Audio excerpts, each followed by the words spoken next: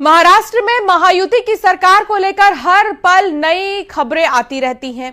सूत्रों के मुताबिक बड़ी खबर है कि मुंबई में होने वाली महायुति की बैठक रद्द हो गई है। सूत्रों के मुताबिक पहले बीजेपी विधायक दल की बैठक होगी, उसमें बीजेपी विधायक दल के नेता को चुना जाएगा, उसके बाद महायुति की संयुक्त बैठक होगी। सूत्रों के मुताबिक बीजेपी अपने पास 20 से भी ज्यादा पोर्टफोलियो रखेगी। शिंदे कैंप 10 से 12 पोर्टफोलियो की मांग कर रहा है, तो एनसीपी अजीत गुट 6 से 8 मंत्रालय की मांग कर रहा है। यह भी कहा जा रहा है कि मुख्यमंत्री और उप मुख्यमंत्री नामों पर सहमति बन गई है। बीजेपी ने मुख्यमंत्री का नाम तय कर लिया है, लेकिन इसकी घोषणा बीजेपी विधायक दल की बैठक में नेता चुने जाने पर की जाएगी। सूत्रों के मुताबिक विधायक दल की बैठक में इसके लिए केंद्र से निरीक्षक भी आ सकते हैं।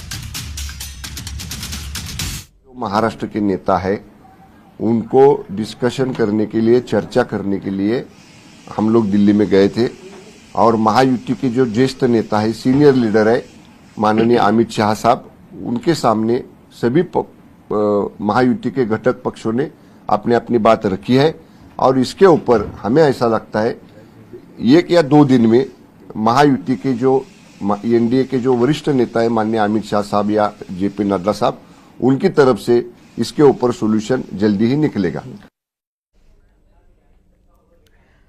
संभल में मस्जिद मामले में सुप्रीम कोर्ट में सुनवाई हुई। सुप्रीम कोर्ट ने निचली अदालत को कोई भी फैसला न लेने का निर्देश दिया है।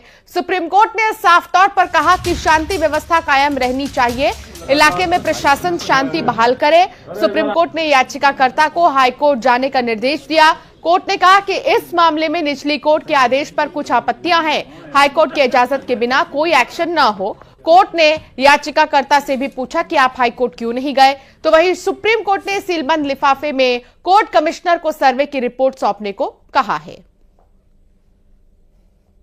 ऑनरेबल सुप्रीम कोर्ट ने ये कहा, सबसे पहले ऑनरेबल सुप्रीम कोर्ट ने चिंता जताई कि वहां पे पीस और हार्मनी मेंटेन रहे और स्टेट ऑफ यूपी की तरफ से जो काउंसिल प्रेसिडेंट उन्होंने कहा कि हम सारी कोशिश और हम पूरा दायित्व है पीस और हार्मनी मेंटेन करने का।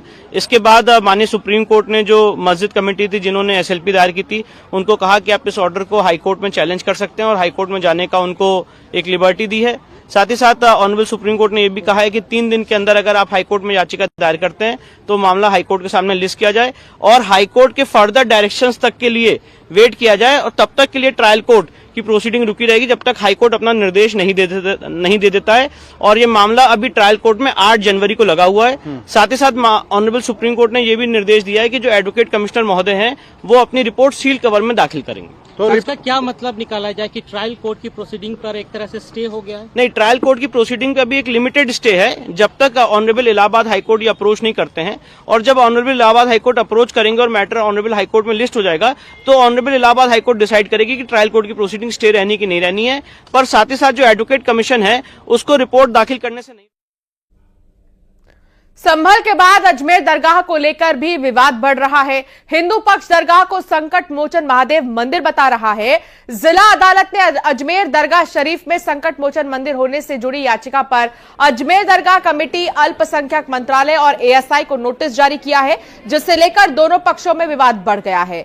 बता दें कि पूरी तरह से अफवाह बताया इसे। साथ ही पीएम मोदी से वर्शिप एक्ट को और सख्त करने की अपील की गई। ऑल इंडिया दरगाह काउंसिल के चेयरमैन सैयद नसरुद्दीन चिश्ती ने अजमेर दरगाह में मंदिर होने के दावे को लेकर भी बड़ी बातें की।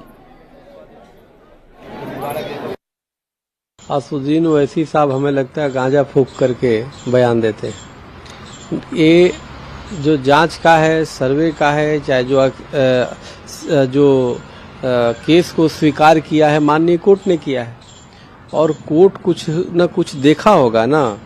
किसी का 50 साल से कब्जा है, इसका मतलब ये नहीं कि वो चीजें उसका हो जाता है, क्योंकि मंदिर तो ऐसा स्थान है कि मंदिर हजारों साल पुराने तुरंत सरकार को घेरने लगते हैं, संघ को घेरने लगते हैं। अरे भाई, आपको रखनी है बात, जाके कोर्ट में रखो। तो असुद्दीन ओवैसी जी खुद जो है न्याय से डरते हैं, क्योंकि इनके जो पूर्वजों के द्वारा किया गया, मुगलों के द्वारा पाप है वो सामने आ रहा है, तो इसलिए वो कहीं ना कहीं हताशा में है, निराशा में है। इसलिए वो मुस्लिम कार्ड खेलते हैं, विक्टिम कार्ड खेलते हैं। तो उनके बात में कोई दम नहीं है। दूध का दूध, पानी का पानी होगा। कि बाबरी मस्जिद जब गिरी थी तब शायद 15 अगस्त 1947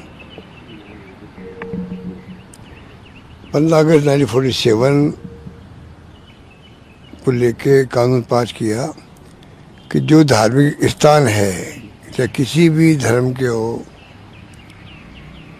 उन सब धार्मिक स्थानों को 15 अगस्त 47 तक जो बने हुए हैं उस पर कोई क्वेश्चन नहीं होना चाहिए, ये शांति स्थापित हो जाए।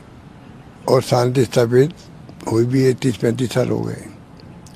अब ये 2-4 साल में जो जब से ये RSS बीजेपी सरकार आई है और कुछ लोग जो है धर्म के नाम पर, आप देखते हो राजनीति चल रही है देश में।